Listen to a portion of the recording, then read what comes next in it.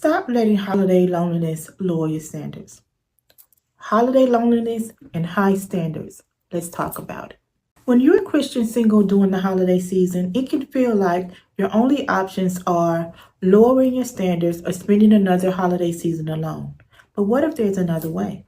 If you're a Christian single who is struggling with loneliness during the holiday season or feeling the pressure to settle, this video is for you. This is your reminder that your standards aren't too high, they're holy. Today we're discussing why seasonal loneliness tries to negotiate with your holiday standards. How to maintain your kingdom position when everyone is posting their holiday photos. And exactly what to do when that holiday pressure hits. Listen, what looks like a limited time deal during a lonely holiday season could be a setup for a lifetime of compromise. I'm Arnitris L. Strong, your Kingdom Relationship Advocate, and I'm here to talk to you before you let holiday season question your standards. Let's talk about how you can protect your position. Before we dive in, I want you to picture something. It's a warm and cozy holiday evening, and you're scrolling through Instagram, and there they are. The beautiful photos of the families in their matching pajamas. The forever +1 post and the engagement captions. And maybe you're thinking, am I being too picky? Am I missing something?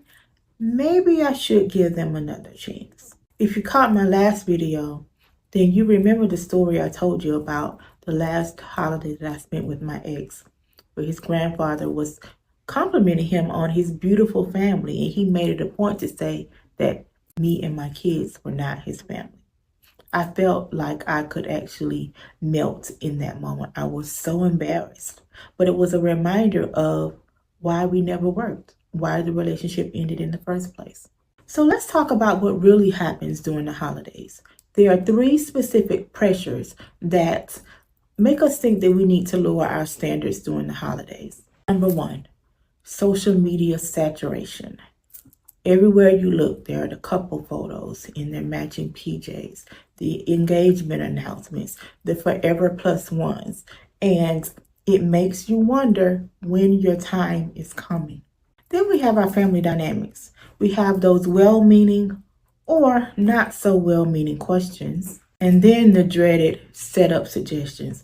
There's a young man at my church who is home for the holidays. Maybe you should go out to coffee with him. I'll call his mother. And then we have the sentimentality of the season. All of the holiday movies, the nostalgia triggers. What about that song that was your song with your ex that just so happens to be playing in Target? Or the pressure of tradition. Maybe everybody's coupled up and they have their own traditions and you're the odd one out. And let's not forget, there's nothing like opening up your social media during the holiday season to see that your ex has now coupled up, or even worse, gotten engaged. Scripture tells us in Corinthians 10:5 to take every thought captive to obey Christ. And maybe you've never thought about it this way, but this includes those thoughts that try to make you think that you need to lower your standards. Let's address something really important.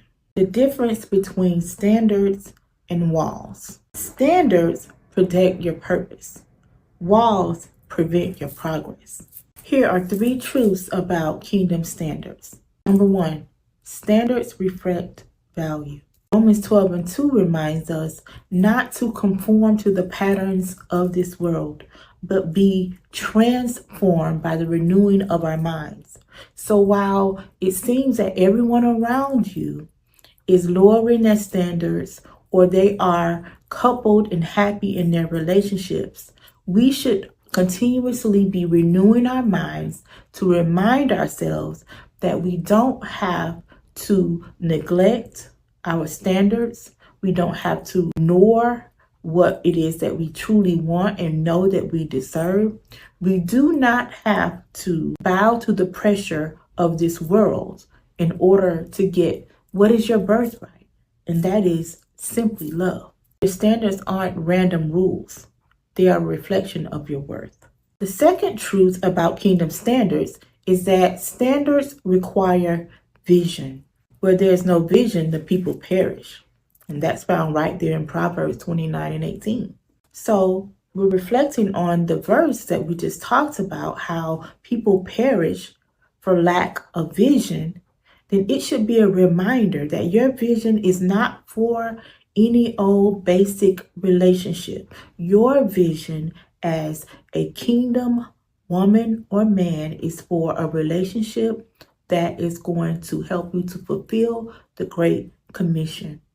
And so it is a reminder that your standards are important, and they're important even during the holiday season. Your standards are connected to your calling. The third truth about kingdom standards is that standards release promise. So the next time my ex called during the holidays because he was lonely and he knew that my girls were probably with family, I ignored the phone call because guess what? I was waiting. I was holding out for what I truly deserved, and I did not want to waste time on anything that wasn't taking me closer to that goal, closer to that kingdom relationship that was waiting for me. So let's talk about some of the most common settlements that I see during the holidays. Number one is spiritual settlement. You start to think about that ex and think, maybe they weren't so bad. Just maybe they'll start going to church, or at least they believe in God. And the worst one of all, they grew up in church. If you're here, you already know that you're not supposed to be yoked with unbelievers. The second compromise that I see during the holidays is emotional compromise. Maybe they'll start to mature over time. Everyone has baggage. I can help them grow. The third compromise that I see during the holidays is pertaining to your purpose. Maybe you start to think, I can pursue purpose later. I was in a relationship with someone who seemed to almost be in a competition with me.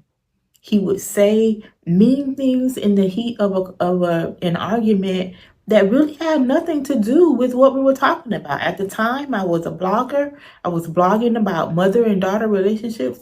In the middle of a discussion or an argument, he would say, and go write about that on your blog.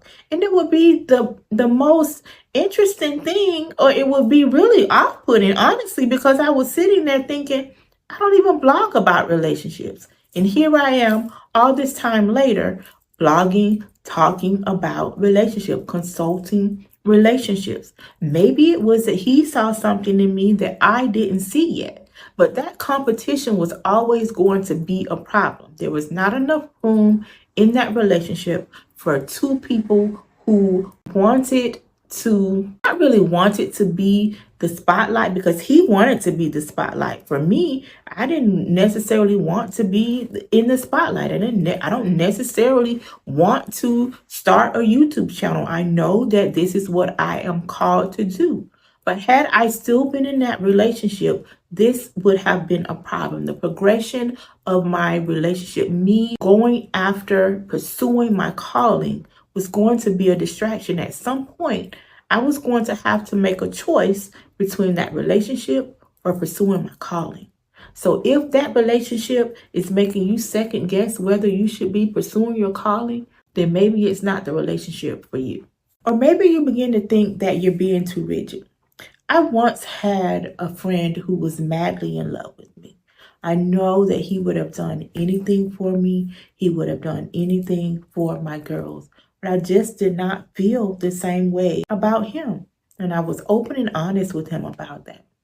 But I had a conversation with an older friend who told me, this is an older woman, who's probably about 15 to 20 years older than I was, and we were really good friends.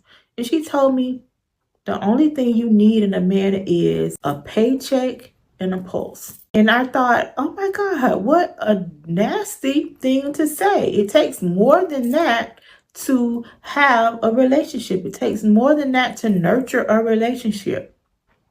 And then I thought, well, if all it takes is a pulse and a paycheck, where's your man? Your standards aren't the problem. They're your protection.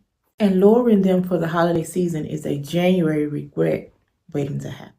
If this message helped you today, give it a like and share it with someone who needs it. Subscribe for more holiday heart protection, and I'll see you tomorrow for your implementation guide.